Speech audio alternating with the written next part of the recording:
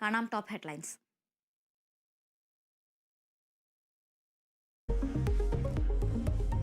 സംസ്ഥാന ബിജെപിക്ക് ഇനി പുതിയ മുഖം.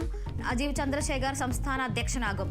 കോർ കമ്മിറ്റിയിൽ കേന്ദ്ര നേതൃത്വം പേര് നിർദ്ദേശിച്ചു. ഔദ്യോഗിക പ്രഖ്യാപനം നാളെ.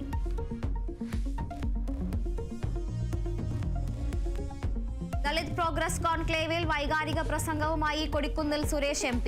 താൻ നിൽക്കുന്നത് വല്ലാത്ത മാനസികാവസ്ഥയിൽ, കാരണം തുറന്നു പറഞ്ഞാൽ വിവാദമായേക്കുമെന്നും കൊടിക്കുന്നിൽ. പലതരത്തിലുള്ള ആക്രമണങ്ങൾ നേരിട്ടെന്നും തുറന്നു പറച്ചിൽ. പരാമർശം VD സതീശനും രമേശ് ചെന്നിത്തലയും വേദിയിലിരിക്കെ.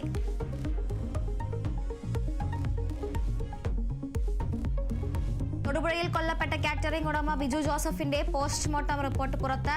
മരണകാരണം തലച്ചോറിനേറ്റ ക്ഷതം. പ്രതി ജോമോനെ ബിജുവിന്റെ വീടിന് സമീപത്തെത്തിച്ച് തെളിവെടുത്തു. പ്രതികളെ മജിസ്ട്രേറ്റിന് മുന്നിൽ ഹാജരാക്കി റിമാൻഡ് ചെയ്തു.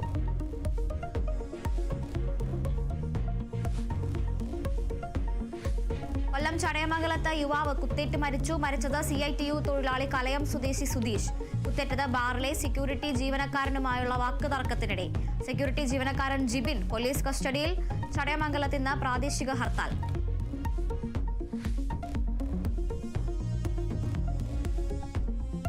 എറണാകുളം വടക്കൻ പറവൂരിൽ ലഹരി മരുന്നിനായി വ്യാജ കുറിപ്പടി തയ്യാറാക്കിയതിൽ 2 പേർ പിടിയിൽ. പിടിയിലായത് പറവൂർ സ്വദേശിയായ നിക്സൺ, സനൂപ് എന്നിവർ. ഇരുവരും വ്യാജ കുറിപ്പടി ഉണ്ടാക്കി നെട്രോസെപ്പാം ഗുളികകൾ വാങ്ങി.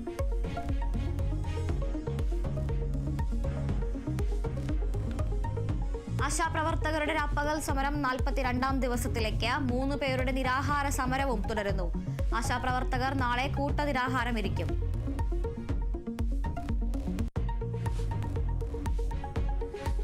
സർക്കാരിനെതിരെ താമരശ്ശേരി രൂപതയുടെ ഇടയലേഖനം.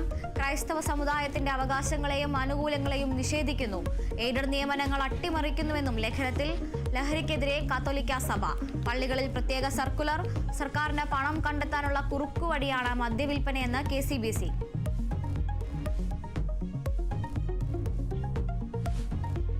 തിരുവനന്തപുരം ശിശുക്ഷേമ സമിതിയിൽ മരിച്ച കുഞ്ഞിന് ന്യൂമോണിയ എന്ന് സ്ഥിരീകരണം. കുഞ്ഞിന്റെ പോസ്റ്റ്മോർട്ടം റിപ്പോർട്ടിൽ അണുബാധ കണ്ടെത്തി. കുഞ്ഞ് മരിക്കാനിടയായ സാഹചര്യം സംശയാസ്പദം. സംഭവിക്കാൻ പാടില്ലാത്ത കാര്യമെന്ന് സമിതിയുടെ ജനറൽ സെക്രട്ടറി. പനിയും ജലദോഷവും ബാധിച്ച് 6 കുട്ടികൾ കൂടി ആശുപത്രിയിൽ.